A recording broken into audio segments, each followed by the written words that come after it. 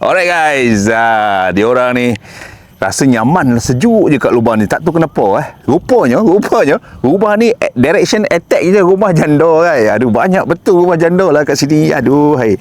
Janda kaya pula tu Singapore mari pun ada. Par 5 guys. Par 5 indeks 453 guys. Lubang ni apa cerita pun kita kena pergi straight dulu attack ke rumah janda. Lepas tu baru kita tengok second shot kita. Nanti kita jumpa air lagi guys. Alright. Kita tengok pukulan saya. Dapat tak saya menuju ke rumah janda dengan aman? Dengan izin dan penuh rahmahnya guys. Hey. Come on, one good shot. Mana-mana satu. One good shot. Yolah. Straight. Alright. Okay, pandangan dari T-box dah tak nampak dah tu sayup ke atas. So kita sebelah kanan fairway, pokok, depan ada air guys. Ada kolam. Saya rasa driving kalau kuat sangat sampailah. Actually sebelah kiri fairway ni ada kolam lagi satu ni. Yang tadi kita take off lubang sebelah. Kalau ke kiri sangat bahayalah masuk kolam. So distance lebih kurang 200 lagi ke green sebelah sana. Sebelah kiri ada bunker, sebelah kanan ada bunker guys. Alright guys, second shot saya lebih kurang 200. Tapi uphill dalam lingkungan 2223. Saya pukul triwood saja guys, mana-mana slow-slow. Tengok boleh tak saya landing depan-depan green pun okey. Ini par 5 guys.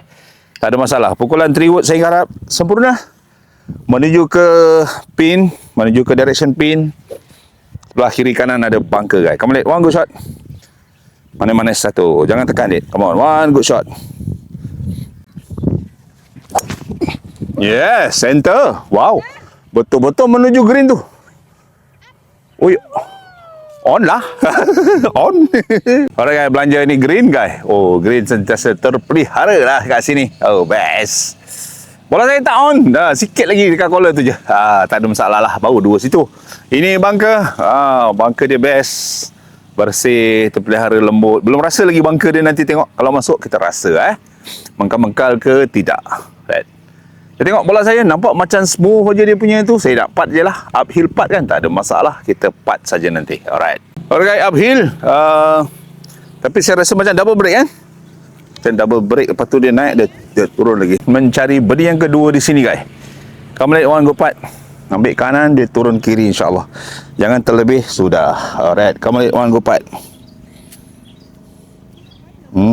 Okay, nice. One good putt. Come on baby. Come on baby. Come on. Wow. Okay. Aduh, banyak juga lebihnya Yang akan slow uphill lebih. Straight saja. Dia kata straight guys. Kita try for birdie. Straight saja. Straight saja for birdie. Kita tengok. Harap-harap dapat turun tapi straight turun Saya putt secara manja-manja. Belai. Seperti membelai guys. Come on. Belai dia satu lit. Come on, one good putt. Turun. Sikit je lagi. Aduh, tak dapat birdie. Aduh, nak buat macam mana? Pas saja guys. Aduh.